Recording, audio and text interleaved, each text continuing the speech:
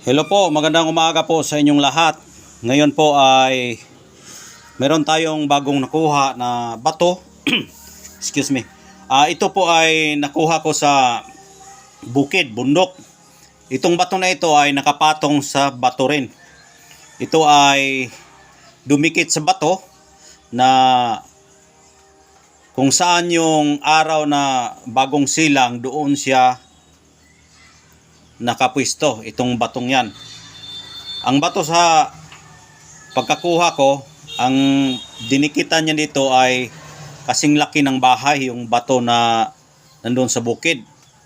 Pero ang pinagtatakad ko dito dahil siya ay katulad dito, no, ito yung malaking bato ito, nakaganyan siya, nakadikit siya ganyan, nakaganyan siya, tapos saan yung araw na unang silang dito siya nakatama.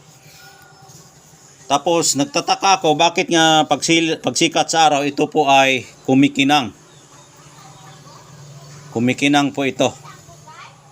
Ngayon pagkuha ko, ginamitan ko siya ng sundang o itak. Ginanon ko siya, gilogit na ko siya. Yun, nakuha ko siya. Tapos pagtingin ko sa forma sa bato, ito po ang forma niya. Mata talaga siya, oh. Napakagandang forma, mata. Ayan, oh, kalimutaw, oh. Kalimutaw po yan, kalimutaw. Oh, mata. Yan po ay mutya po yan sa mata dahil ang forma niya ay mata. Pero siya ay nasisikatan ng araw na galing sa bato. Yung forma niya parang mata. Kaya may kapangyarihan din yan dahil ang formation niya ay mata, ang forma niya. Pero bago ko nakuha yan, nagdaan muna ako sa spiritual na pagkuha dahil hindi naman ako hahanting kung walang diktasyon sa espiritu. Kaya yon, nakita ko ito.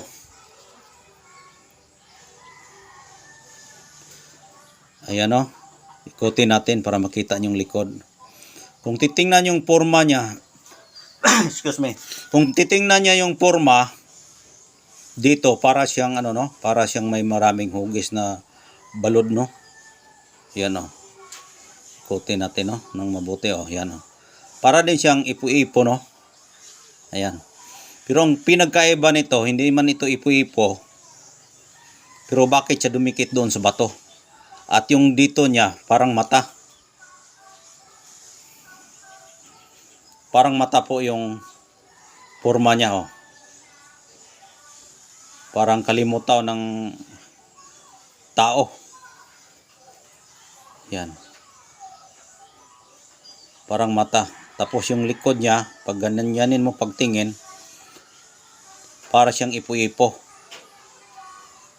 Yan. Mutya siya ng mata na may ipo-ipo. Kung i-shortcut natin sabihin, yan po ay ipo-ipong may mata.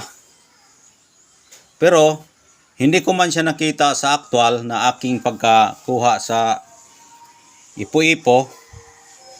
Pero doon siya dumikit sa bato talaga, ganyan.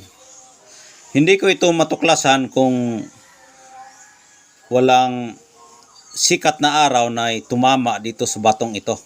At nakadikit ito doon, ganyan, matigas kukunin. Ginamitan ko siya ng itak o bolo para makuha siya, nakadikit siya. Pagkakuha ko, ganito na po yung itsura niya. Ayan.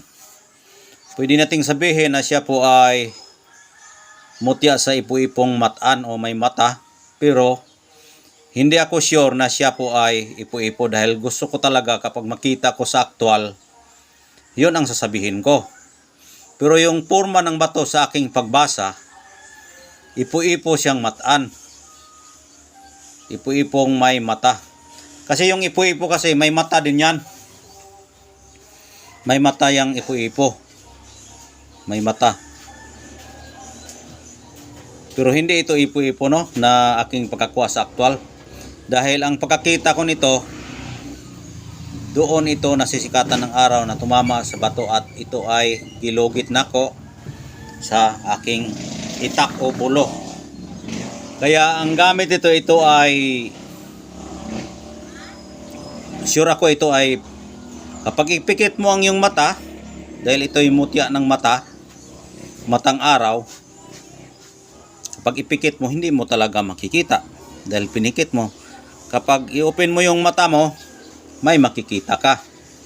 Kaya kung palaliman mo pa yung pagsurvey sa yung pinakamalalim na usapin sa kwento ng batong ito, kapag ipikit mo ang yung matang pinakailaliman sa kabuturan talaga, maaring ito ay tagulilong.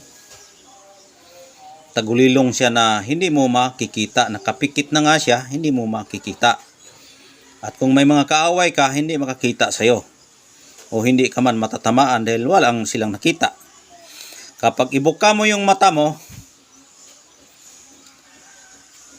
makakita sila sa'yo dahil nga sa sikat ng araw at birtod na binigay ng kanyang kakayahan. Lumalabas po ang makapangyarihang araw na tumama sa mata dahil hindi ito matuklasan kung hindi sa pamagitan ng pagtama nito sa araw. Kaya kapag ibuka mo yung mata, napakasilaw po yung makatingin sa iyo dahil yung araw kasi hindi ka magtagal dyan sa isang araw ka nakatingin sa araw, mabulag ka talaga. Kaya ito ay pilitin kang tingnan sa iyong kalaban dahil sa sobrang lakas ng araw, sikat, hindi siya makakita o masusunog siya. Masusunog dahil masunog ka talaga kapag pilitin mong tingnan yung tao, mas lalo na pag kalaban ka niya. Pag kalaban ka niya, pilitin kang tingnan, hindi siya makakakita dahil nga sobrang sikat ng araw, masusunog, masisira ang kanyang mata. O ganun po ang kanyang pagbasa. Dito naman sa gilid, dahil nakaharang yung balod o ipo-ipo kung tingnan. Yan po ay isa sa pinaka magandang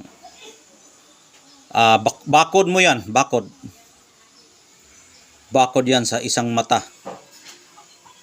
Binakuran ka niya para hindi ka matatamaan kapag sila ay paparating sa iyo na ikaw ay gagawing ang balak nilang masama sa iyo.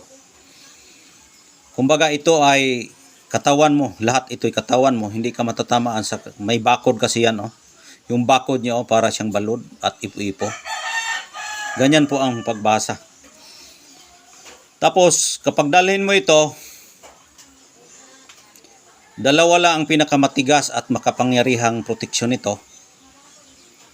Maaring hindi ka makita at hindi ka rin mapasukan sa gilid nito dahil siya ay nakabakod. At kapag pilitin mo,